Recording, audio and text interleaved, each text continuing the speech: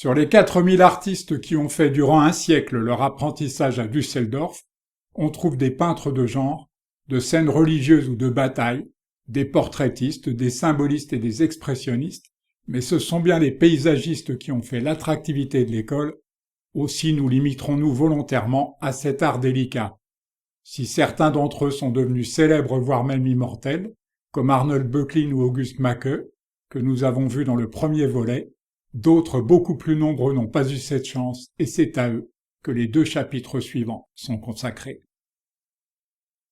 Cet artiste prussien passa 6 ans à Düsseldorf avant d'y être nommé professeur.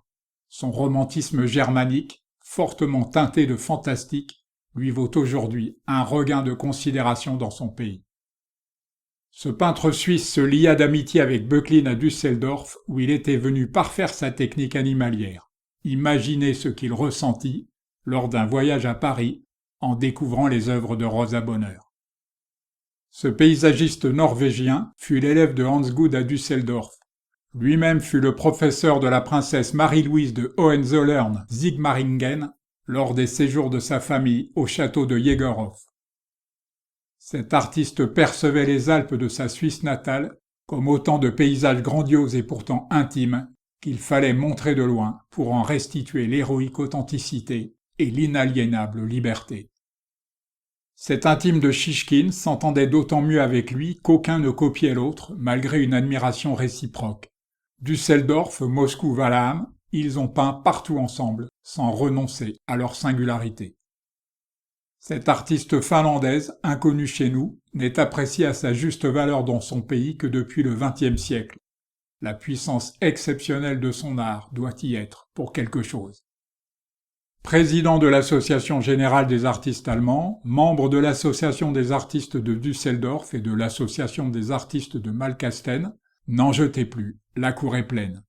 Et discret avec ça. Tout le contraire du tonitruant créateur de Max et Moritz, poète, écrivain, caricaturiste et peintre à ses heures perdues, avec une vigueur qui laisse pantois. Il a malheureusement détruit la plupart de ses toiles.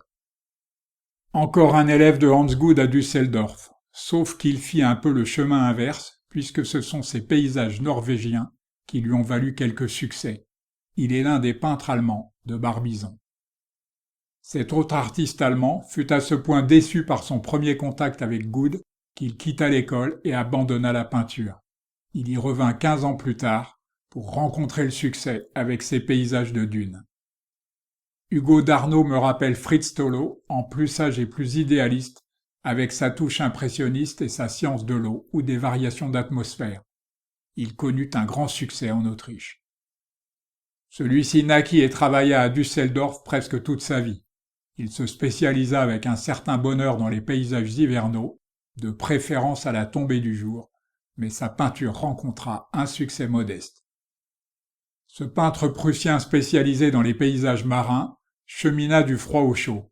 Après avoir écumé pendant des années les côtes nordiques, il privilégia la Méditerranée et la douceur de la Riviera. La grande classe est depuis toujours, au point que cet artiste allemand fut admis à l'Académie des Beaux-Arts de Düsseldorf à l'âge de 13 ans. Il fit des berges enneigées du Rhin son terrain de prédilection. Selon mon dictionnaire universel de la peinture, qui date des années 1970, les peintres de Düsseldorf n'auraient eu en commun qu'une pauvreté chromatique appliquée à des machines grandiloquentes ou des tableautins mesquins. J'ai passionnément aimé les années 1970 qui furent celles des grandes et généreuses utopies, mais là tout de même, vous avez pu constater comme moi à quel point ce jugement semble aujourd'hui basé sur la partialité.